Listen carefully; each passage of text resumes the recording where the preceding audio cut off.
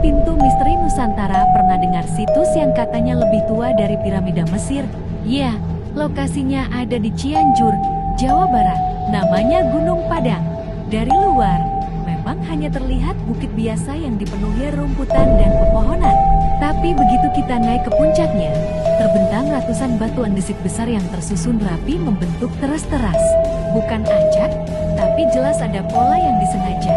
Gunung Padang pertama kali tercatat oleh arkeolog Belanda tahun ke-1914. Namun selama puluhan tahun, situs ini seperti tidur panjang. Baru pada 1979, tim peneliti Indonesia melakukan ekskavasi lebih serius, dan barulah dunia sadar. Ini bukan sekadar tumpukan batu. Faktanya, Gunung Padang adalah situs megalitikum terbesar di Asia Tenggara.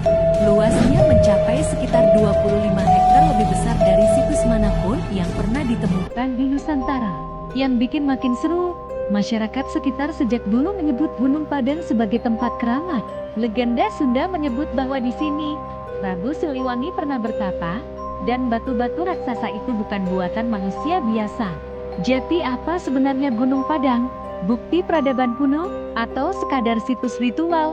Misteri ini baru akan kita bongkar di part berikutnya. Jangan kemana-mana.